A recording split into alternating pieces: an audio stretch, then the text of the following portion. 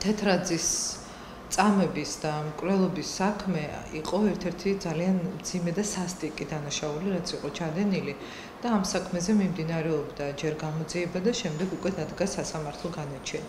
სწორედ აი ამ განაჩენის შემდეგ, სადაც რამდენიმე ადამიანი იქნა დამნაშავე ცნობილი, ყოფილი ძალოვანი უწყების თანამდებობის პირები, გამოიკვეთა, როგორც პროკურატურა გვაწვდის ინფორმაციას, ბაჩანა ახალაიას ბრალეულობის საკითხი და ის როგორც თავდაცვის მინისტრი, უშუალოდ მისი დავალებით, მისი ხელქვეითების მიერ მოხდა ამ დანაშაულის საშინელი მართლაც შემზარავი დანაშაულის ჩადენა, ეს არის ბრალის ფორმულირება და ის რომ სწორედ მტკიცებულებების სახით დღეს შეკრებილია კონკრეტული ჩვენებები და მათ შორის უკვე სასამართლოს გამამტყუნებელი განაჩენიც აღნიშნულ საქმეზე, ეს უკვე საკმარის საფუძველი გახდა ბრალდების წარდგენისთვის.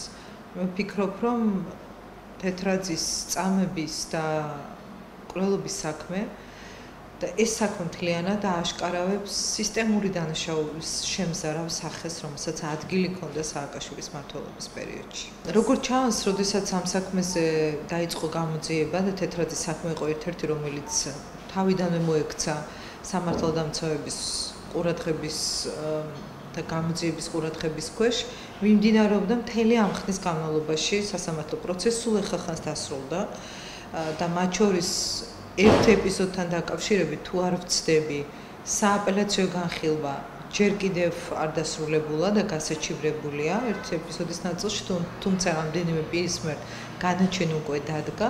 როგორც ჩანს, პროკურატურისთვის სასამართლოს განაჩენი იყო მნიშვნელოვანი პრეიუდიციული მნიშვნელობის მტკიცებულება, რაც სისხლის სამართლის კანონმდებლობით ითვლება როგორც უტყუარი მტკიცებულება ბრალდების წარსადგენად და შესაბამისად ბრალდების წარდგენის დროს პროკურატურა როგორც ჩანს ხელმძღვანელობს მტკიცებულებების მაღალი სტანდარტით იმისთვის, რომ სასამართლოებს ხეს რომელთაც გაახსენდათ, რომ არსებობს თურმე გამამართლებელი განაჩენის გამოტანის შესაძლებლობაც და გაახსენდათ, რომ პროკურატურას ცარიელ ბრალდების ფურცლებზე რომ თანხმობას აძლევდნენ განაჩენის გამოსატანად დღეს ძალიან მაღალი სტანდარტი უნდა მოთხოვონ, ეს არ არის ცუდი, ბუნებრივია. ასეთ ვითარებაში პროკურატურა როგორც ჩანს ემზადებოდა უფრო მყარი მტკიცებულებები წარდგენილიყო ბრალის სამართლიანობის აღსრულების თვალსაზრისით მე მიმაჩნია ერთ-ერთი ძალიან პრინციპული საქმეა ამ თეთრაძის საქმეზე ყველა პირის პასუხისგებლაში მიცემა, ვინც კი ამ დანაშაულის, საშინელი დანაშაულის ორგანიზებაში მონაწილეობდა.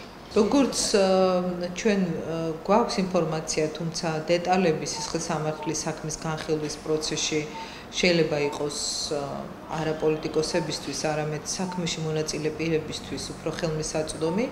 საქმეში არ არის მხოლოდ ბედუკაძის ჩვენება, ეს ერთ-ერთი მტკიცებულება, არსებობს სხვა ჩვენებები და სხვა მტკიცებულებები და რაც ყველაზე მნიშვნელოვანია, არსებობს თავად სასამართლოს განაჩენი, რომელმაც დამნაშავე ცნო ამ წამების და მკვლელობის საქმეში რამდენიმე ადამიანი, რომელიც უშუალო ხელქვეითები იყვნენ ბაჩანა ახალაიას. ასე რომ აქ არ არის მხოლოდ ერთ ჩვენებაზე საუბარი. მე ვიცნობ რა არა მარტო დღეს გუშინ, არამედ წლების განმავლობაში იმ საქმიანობას და იმ შემზარავ მეთოდებს, რა მეთოდებსაც იყენებდა ყოფილი თავდაცვის მინისტრი ახალაია და იქამდე საშილახსულების მინისტრი თავმჯდომარე როდესაც იყო, ეს არ არის მხოლოდ ის საქმეები და დანაშაულებები, რაც დღეს არის გახსნილი ამომწურავი და ძალიან ბევრი სხვა ფაქტი არსებობს, რომელიც ჯერ კიდევ გაუხსნელია და მე იმ პერიოდშიც მქონდა პირველ წყაროდან უშუალოდ პატიმრების მონათხრობი ვიცოდი, ვისაც სასტიკად ექცეოდა ახალაია და მისი სპეცრაზმი და ეს საქმეები ნელ-ნელა იხსნება. მათ ყველაზე უკეთიციან ახალაიას გარემოცვას გულისხმობ, რამდენად მძიმე დანაშაულებები შეიძლება იყოს კიდევ ამოტივტივებული და გახსნილი.